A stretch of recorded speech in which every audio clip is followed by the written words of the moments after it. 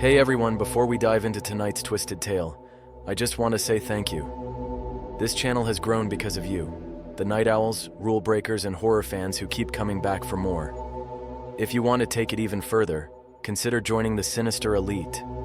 It helps me tremendously to keep the stories coming, and you'll unlock exclusive emojis and members-only perks along the way.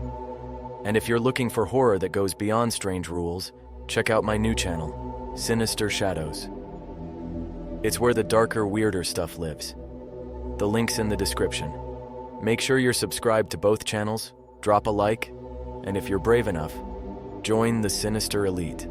Now, on to tonight's story. Just remember, follow the rules, or end up in the story.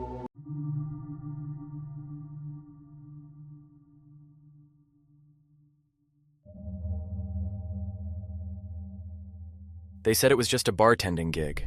Easy work, decent pay, cash under the table. The ad said quiet clientele and low stress. After my last job cleaning vomit out of karaoke machines, this sounded like a step up. What the ad didn't mention, the clientele were already dead. It started with a weird Craigslist post that barely seemed real. Seeking bartender. Must follow simple rules. Must not scare easy. Must respect the dead. Do not knock on the supply closet. I figured it was just another hipster-themed bar trying too hard. You know the type. Haunted house cocktails, zombie waitresses, overpriced drinks served in skull-shaped glasses. I didn't expect much, but I needed the money, and the meeting spot was only a few blocks from my apartment. When I got there, it didn't look like any bar I'd ever seen. The entrance was hidden down an alley behind a pawn shop that had been boarded up for years. Rusted iron door, no neon sign. No windows. Just 3 painted X's on the door like a warning or maybe a joke. I knocked. A tall, thin man opened the door. His hair was slicked back, his face pale like he hadn't seen sunlight in decades.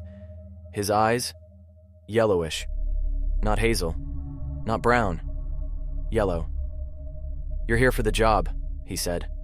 Not a question. "Yeah, bartending, right? You'll do." He stepped aside, letting me into the dim, smoky bar. The place smelled like old wood, cheap gin, and something colder underneath. The furniture looked straight out of the 1920s. Heavy dark oak with velvet booths, brass light fixtures, and a jukebox that softly played a scratchy, slow jazz tune. He slid a piece of paper across the bar to me. The rules, printed in old typewriter ink. 1. Last call is at 2:16 a.m. sharp. Never serve after. 2. Don't touch spilled ectoplasm. The mop will handle it. 3. Never answer the cellar door. 4. Lie if they ask what year it is. 5. Don't clean the bar mirror. 6. Leave 1 drink out for the lady in red. Always. 7. Never open the front door during your shift. You follow these, you'll survive your shifts. Break them and... Well? He didn't finish that sentence. Just handed me a key on a chain and pointed toward the bar. Midnight to 3 a.m. Don't show up early. Don't stay late. I waited for him to ask my name. He didn't. My first shift started that night, midnight sharp. The moment I stepped inside, the door locked itself behind me with a heavy, final click. The bar was already occupied. They weren't what you'd call normal patrons. Some looked human, sure. A man in suspenders nursing a drink, a woman in pearls tapping her nails on the bar. But others weren't even trying. One had no head. Another hovered above her stool, feet not touching the floor. One shadowy figure in the far booth puffed on a cigarette I couldn't even see. No one ordered out loud. I just knew. I'd find myself pouring gin into a glass without thinking. Bottles tipped themselves forward. Glasses scooted to the edge of the bar without help. Payment wasn't money. Sometimes it was whispers. Sometimes it was fogged breath writing things on the bar mirror. Sometimes it was nothing but silence and a nod. The jukebox played by itself, selecting songs that felt like lullabies from nightmares. Slow, warped, underwater jazz. At 1:45 a.m. sharp, the lady in red arrived.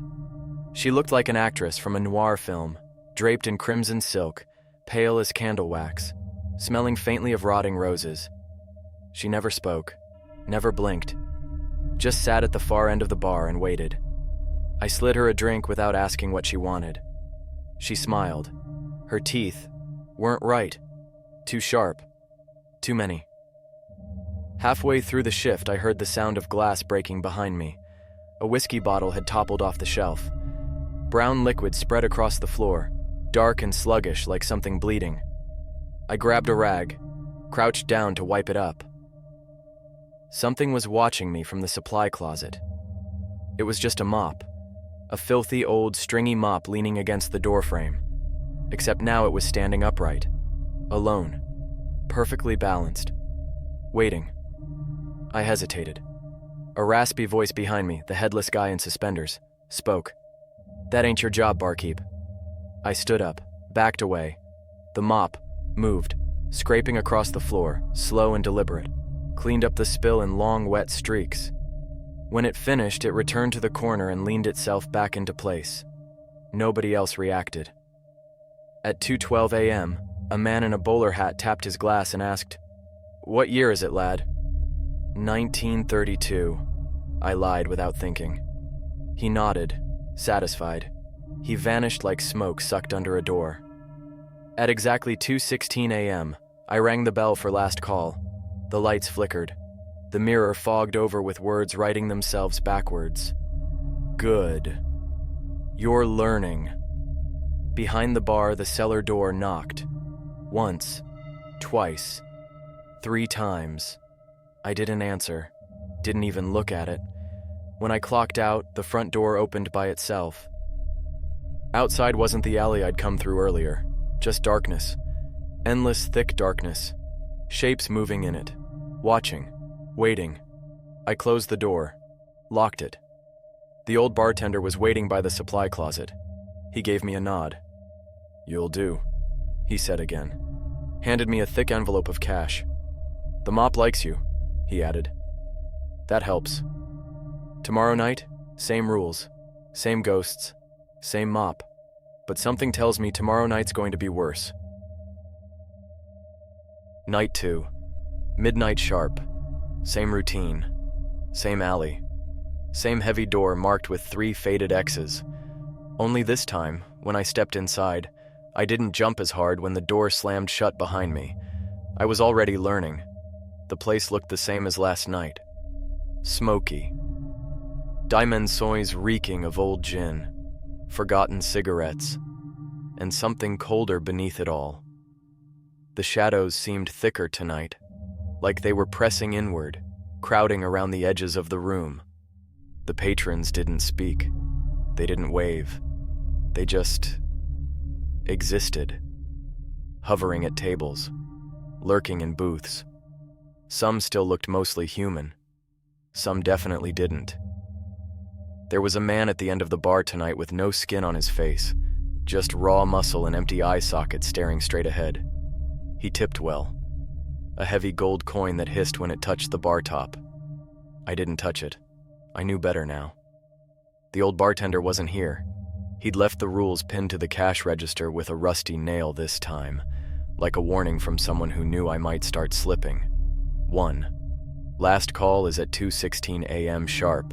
Never serve after. 2. Don't touch spilled ectoplasm. The mop will handle it. 3. Never answer the cellar door. 4.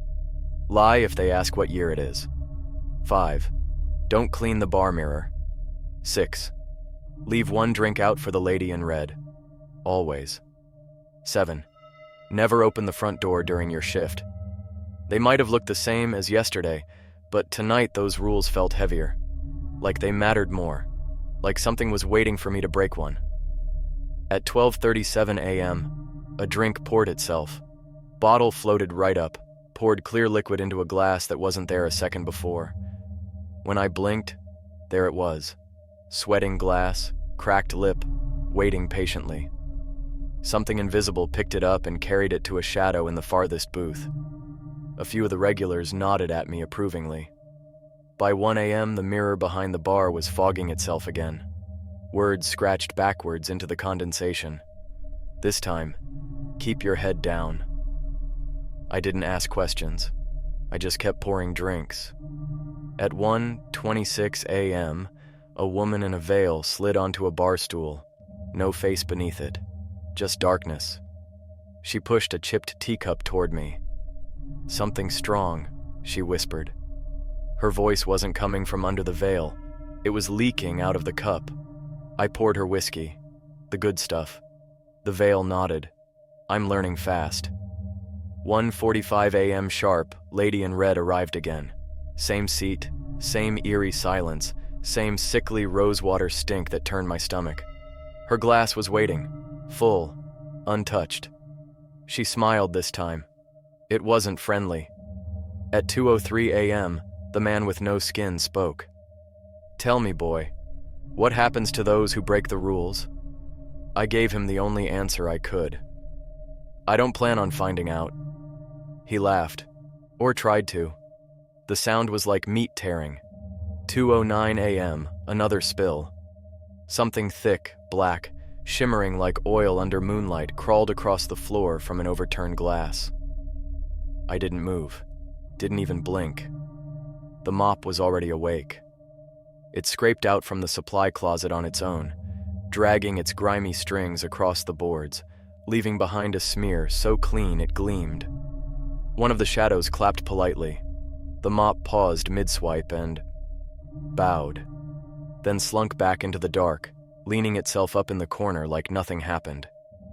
2:12 a.m., a figure in a tattered wedding dress tapped the counter.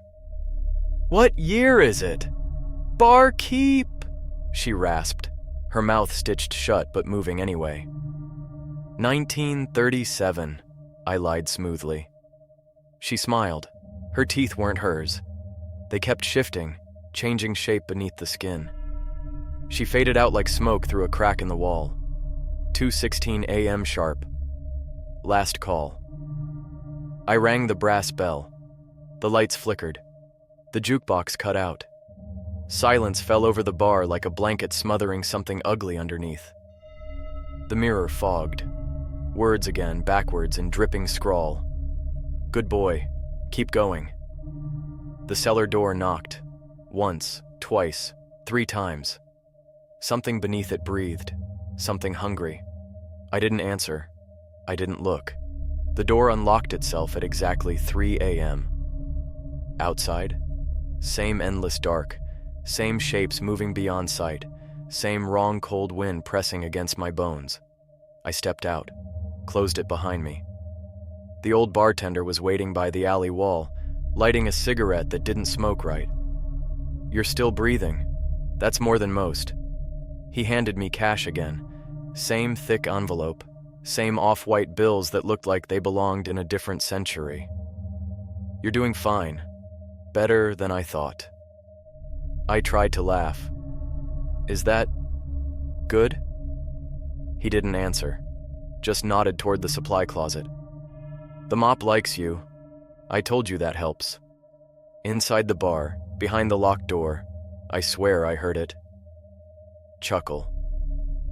Tomorrow night? Same ghosts, same rules, same mop. But something tells me tomorrow night's going to be much, much worse. By night 3, I thought I'd figured out the rhythm of this place. Pour the drinks. Don't ask questions. Follow the rules. Ignore the mop. Easy. But something felt different tonight. The air thicker, the shadows bolder, the cold settled into my bones faster. I think the bar was starting to notice me as much as I noticed it. When I stepped inside at midnight, the regulars were already waiting. The man with no skin nodded his raw, wet head at me. The woman with no face under her veil slid her chipped teacup across the bar without a word. The lady in red was already seated at her usual place, her untouched drink gleaming like fresh blood. Even the jukebox seemed to play slower tonight, dragging each note like it resented the effort. I hung the rules behind the bar again, read them over like a prayer, because something about tonight told me these weren't suggestions. They were survival instructions. The first sign came early. 12:09 a.m. A drink poured itself again. This time not from any bottle I recognized. Black glass. No label. The liquid inside shimmered like oil slicks. The glass floated off to a booth in the corner where something hunched over it. Too tall, too thin, elbows bending wrong. I didn't stare. Staring makes them curious. At 12:45 a.m., the man with no skin decided to chat again. His voice sounded wetter than usual. "You're holding up well, boy. Not like the last one." I poured him something red and thick without asking. "What happened to the last one?" He smiled. His teeth weren't real. Too sharp. Too many. They didn't follow the rules.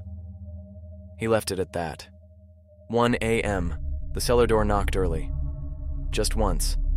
Software like a fingertip against wood. I ignored it. The mirror fogged up behind me. Words scrawling backward again. "Don't get cocky." I got the message.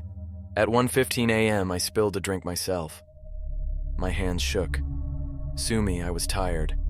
Working nights surrounded by the undead wares on a person. The glass shattered. Liquid spread across the counter. I froze. Waited. The mop dragged itself out of the supply closet. Slow. Purposeful. Cleaned the mess with a long, wet swipe. But this time, when it finished, it paused. Turned slightly toward me. I swear it nodded. The headless man clapped again. Respect where respect's due, barkeep. 1:33 a.m., a new patron arrived. That never happened before. He looked normal. Too normal. Clean suit, slick hair, perfectly polished shoes. He smiled like he'd practiced it. "Mind if I sit?" he asked. He didn't wait for an answer. "What can I get you?" I asked. He tapped the rules behind me. "Strange little list you got there." I stayed quiet. "Bet you're wondering who writes them. Bet you're wondering why." I didn't answer. My gut told me this wasn't a conversation I wanted to have. He leaned in closer. "Ever wonder what's behind that cellar door? Ever wonder why it knocks? Why you're not supposed to answer?" I said nothing. He smiled wider. Too wide. "Keep it that way." He left without touching his drink. No footsteps. Just gone. 1:45 a.m., Lady in Red lifted her glass for the first time since I'd started. She didn't drink it, just raised it in a silent toast to me. Her smile split her face too wide. 2 a.m., the mirror fogged again. "It's watching you now." The cellar door knocked again. Once, twice, 3 times. Harder this time. I ignored it. 2:11 a.m. A figure I hadn't seen before slid onto a bar stool. Thin, gray, wearing something like a funeral shroud. "What year is it, barkeep?" it rasped, voice like wind through dead leaves. 1941, I lied. It laughed, coughed up dust, faded out like smoke. 2:16 a.m. Last call. I rang the bell. Lights flickered. Jukebox died. Silence settled like a corpse under a sheet. The mirror fogged. Good, but not enough. The cellar door didn't knock this time. It groaned. Wood creaked. The handle twitched. I didn't move. Something slid a paper under the door. I waited until the clock hit 3 a.m., then picked it up. It wasn't paper. Not really. Skin. Tanned. Stretched thin. Writing scrawled in something dark. "Open me." I burned it in the sink. The flames hissed green. Outside, the alley felt colder, darker. The shapes moved closer now, just past the edge of the light. The old bartender waited again. "Still breathing?" "For now." He handed me the cash. Less this time. Or maybe just older. Crisper. From another time. "You're getting close," he said. Close to what? The answer. I didn't want the answer. I wanted my money. I wanted to go home. I wanted to forget this place existed. But I came back anyway, because that's the job, and because the mop was watching. By night 4, I stopped pretending I was going to quit. I stopped telling myself this was just temporary, that I'd save up enough cash to move on, get a normal job, bartend somewhere with sports on TV and wings on the menu. You don't walk away from this bar, not if it doesn't want you to. The regulars watched me differently now. Less like I was the new guy, more like I was part of the furniture. like I belonged here, or like I was starting to. The man with no skin gave me a nod. The woman with the veil set her chipped teacup on the bar with a polite clink. The lady in red smiled when I poured her drink without being asked. Her teeth hadn't gotten any less wrong. I hung the rules on the bar wall again. By now I knew them by heart, but something about seeing them written out kept me steady. 1. Last call is at 2:16 a.m. sharp. Never serve after. 2. Don't touch spilled ectoplasm. The mop will handle it. 3. Never answer the cellar door. 4. Lie if they ask what year it is. 5. Don't clean the bar mirror. 6. Leave one drink out for the lady in red. Always. 7. Never open the front door during your shift. The words seemed shakier tonight, like the ink wanted to bleed off the page. 12:20 a.m. The jukebox played something I'd never heard before. Slow, hollow. A man's voice crooning about drowning in silver water. No one moved. No one listened. Except for the mirror. It fogged itself early tonight. The rules won't save you. I wiped it off before it finished writing. The fog returned instantly. That's rude. I didn't wipe it again. 1 a.m. The cellar door rattled hard enough to make the glasses on the shelves jump. The mop was already standing outside the supply closet, leaning a little more forward than usual. Watching. I ignored them both. I poured drinks. I lied about the year. I left the lady in red's glass full. 1:28 a.m. Something new happened. A patron I hadn't seen before, hunched, wrapped in black cloth like smoke given shape, slid into a booth. It didn't order, didn't move, but the lights above it flickered out one by one, leaving it in shadow. A drink floated to its table. Black bottle, black glass, black liquid. I didn't serve it. I didn't see who did. The shadow drank without moving. The mirror fogged again. It's hungry. 1:45 a.m. Lady in red raised her glass again. This time she drank. Her throat split open when she swallowed. Something pale wriggled out and vanished under the bar. She smiled wider. 1:59 a.m. The man with no skin spoke up. You hear it yet, boy? Hear what? I said, knowing I shouldn't ask. He tapped the floor. Beneath us. Beneath the boards. Beneath the bones. I didn't answer. He laughed like something choking on blood. 2:10 a.m. Another knock at the cellar door. Once. Twice. 3 times. Louder now. Wood splitting. Handle turning. The mop leaned further out of the closet, blocking my view of the door like it was shielding me. I kept my back turned. The mirror fogged again. Open it. Let me out.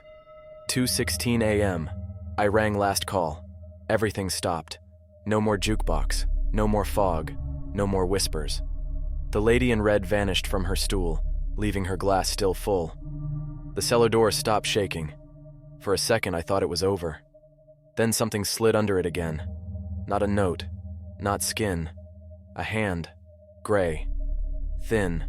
Fingers too long. Nails like broken glass. It pawed at the floor, searching, scratching, feeling for weakness. The mop moved fast, too fast, slapped the hand back under the door with a wet, angry thwack. The door howled, the hand vanished. The mop returned to its corner. I owe that mop a drink. 3 a.m. The front door unlocked itself. The alley outside wasn't darker this time. It wasn't there at all.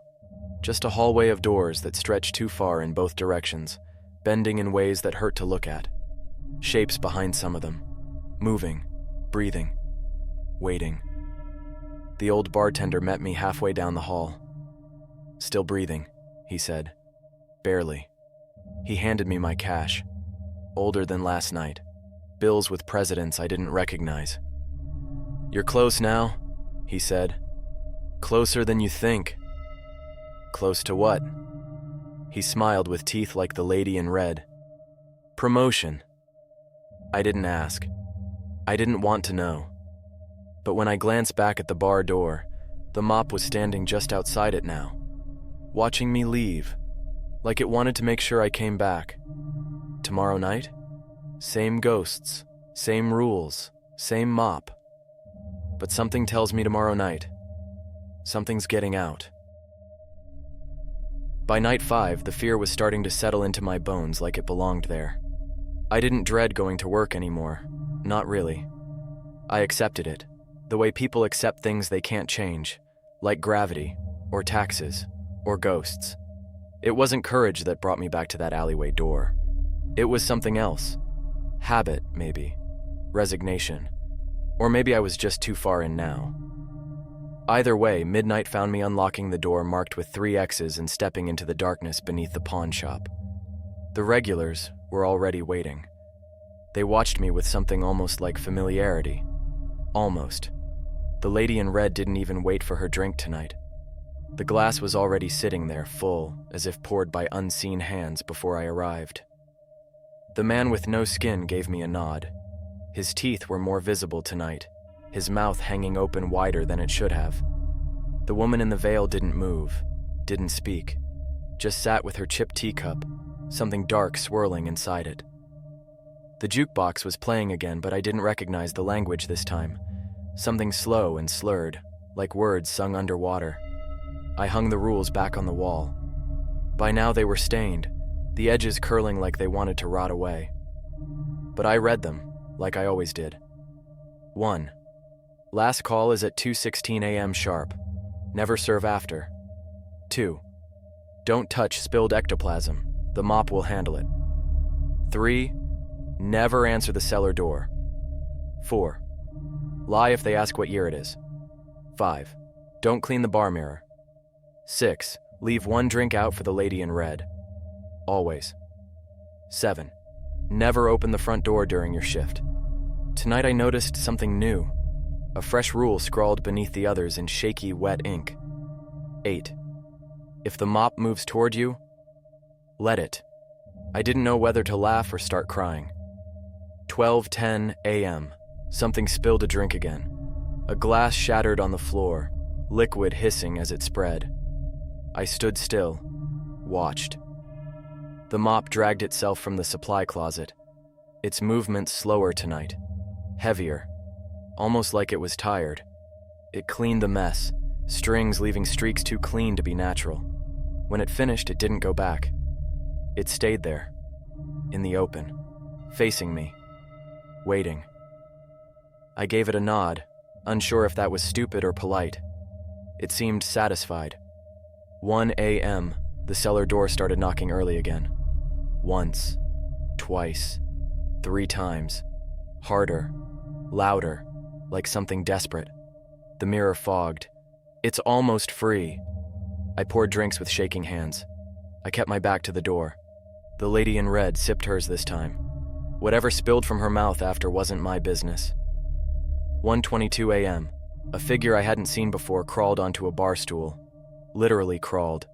Its arms bent backward at the elbows. Its face split open like old fabric.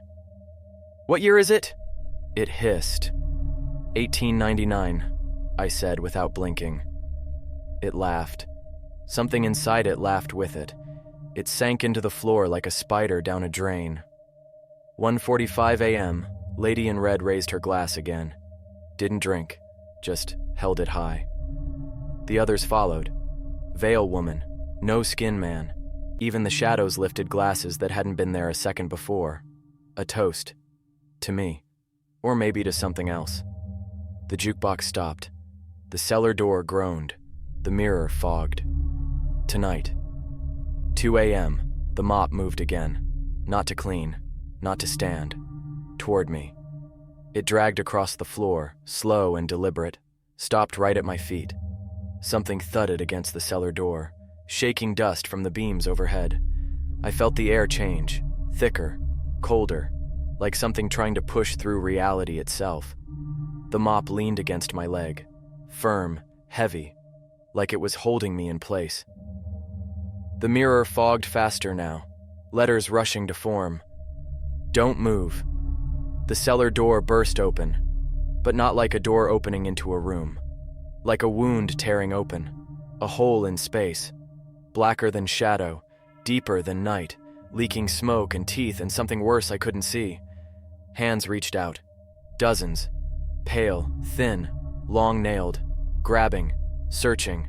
For me. The mop shoved me backward, hard. I hit the bar, glass shattered, bottles toppled. The mop dragged itself between me and the door, planted itself upright like a guard at a castle gate. The hands reached for it, clawed, scraped, failed. One by one, they withdrew. The door slammed shut again. The wound sealed. The mop slumped to the floor like it was exhausted. 2:16 a.m. I rang last call with shaking hands. No one moved. No one spoke.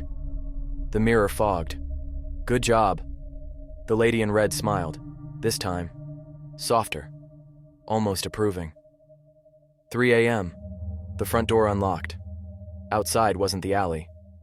It was the bar again, reflected infinitely in black glass that stretched out into forever. The old bartender waited. Told you it liked you. That mop just saved my life. He smiled. It saved better men than you. Worse ones, too. He handed me my pay. The bills were brittle now, crumbling at the edges like dried leaves. Almost there, he said. Almost where? He just walked away. The mop stood up again, watched me leave. Tomorrow night? Same ghosts, same rules, same mop. But I'm starting to think, I'm not working here much longer. By night 6, I didn't need to read the rules anymore. I knew them better than I knew my own name. I could feel them in my bones. What I didn't know was why I was still alive. I'd broken nothing. I'd followed every rule to the letter. I'd respected the mop. I'd left the drink for the lady in red. I'd lied about the year, ignored the cellar door, served drinks without asking names. Still, something about tonight felt final. When I stepped inside, the door locked behind me harder than before. A finality to it, like the bar itself was swallowing me whole. The lady in red was already seated. The man with no skin was already nursing something thick and dark. The veiled woman didn't lift her head. The jukebox played nothing, just static now, hissing through cracked speakers. The rules were pinned behind the bar. Same yellowed paper, same curling edges. But tonight, something new had been scrawled beneath them. 9. If offered a drink, do not accept. Not if asked to serve. Not if someone orders. If offered. Subtle difference. Deadly one, I assumed. 12:05 a.m., the mirror fogged up. They know you're tired. It wasn't wrong. My hands shook as I poured drinks. My head buzzed with exhaustion I couldn't sleep off. My body didn't feel like mine anymore. My reflection didn't either. The mop leaned a little closer tonight, as if waiting to catch me if I fell. 12:40 a.m. Something new slithered into a booth. Not a person, not a ghost. Something bigger than the space allowed. All teeth and smiles beneath a black hat. A glass floated to it. It drained it without lifting its hands. The liquid just vanished. Glass empty in seconds. It tipped the glass toward me. Your turn, barkeep. The mirror fogged so fast I could barely read it. Number 1. I shook my head. Not thirsty. It smiled wider. Its mouth opened sideways. You learn fast. It vanished. The glass shattered behind it. 1 a.m. The cellar door didn't knock. It laughed. Low. Wet. Rumbling from beneath the floorboards. Through the wood. Through the bones beneath the wood. The mop stood straighter. Its strings bristled like hackles on a guard dog. 1:30 a.m. The lady in red raised her glass to me. This time, she spoke. Almost time. Her voice sounded like silk ripping slowly. For what? I asked, knowing I shouldn't. She smiled. Your promotion. Her glass cracked in her hand. Red spilled from her wrist like ink, staining the floor. The mop didn't clean it. Not this time. 1:45 a.m. Every patron lifted their drink in unison. Even the shadows. Even the booth with the thing too big to be real. A toast. To me? To my failure? Or to my success? Hard to say here. The mirror fogged. You've done well, but the job isn't done. 2 a.m., the cellar door opened. Not a crack, not a sliver. Wide this time, darker than dark. Cold poured out of it, dragging the lights down to embers. Shapes moved beyond it, crawling, watching, smiling. I didn't look directly at them. I focused on the bar, on my bottles, on the mop standing its ground between me and the open door. The mirror wrote furiously, "Don't move, don't speak, don't accept." A drink slid across the bar toward me. Clear liquid, black glass. The lady in red pushed it with one finger. "For you," she said sweetly. I stepped back. "No thanks." The glass hissed, cracked, melted into the bar like acid. "Clever boy," she said. "One more night."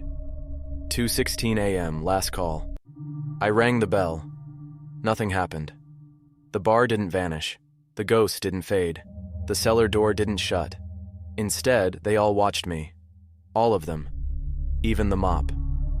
The mirror wrote one last time. "Ready?" 3 a.m., the front door unlocked. Outside wasn't an alley, or a hallway, or a void. It was the bar again, but empty. Silent. Mirrors stretching in all directions. My reflection missing from everyone. The old bartender waited behind the counter. His face was wrong tonight. Too smooth. No eyes, no mouth. Just skin stretched over something waiting to speak. "You made it," he said without lips. "I'm done," I said. He shook his head. "Number one more night. One more rule." He handed me the envelope. The cash inside wasn't cash anymore. Old, brittle, unrecognizable. Paper that hadn't existed in centuries. The mop leaned itself against the bar beside me, closer than ever. "Don't forget who saved you," the bartender said. "I won't. Tomorrow night it's me and the mop, and I don't think either of us is walking out when this is over." Night 7. My last shift. I could feel it in my bones when I unlocked the door. The bar wasn't just waiting for me tonight. It was hungry. The door slammed shut behind me harder than it ever had before. No click, no lock, just sealed. Inside, nothing moved. No lady in red at her seat. No man with no skin. No veiled woman with her chipped teacup. No shadows in booths. No laughter from the cellar. Even the jukebox sat silent, broken, gathering dust that hadn't been there yesterday. It was just me.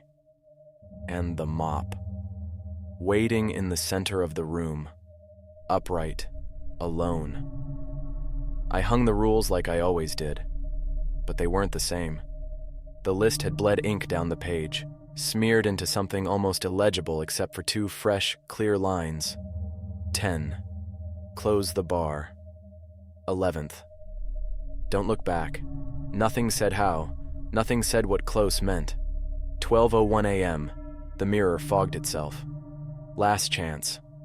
I wiped it clean with a towel I didn't remember picking up.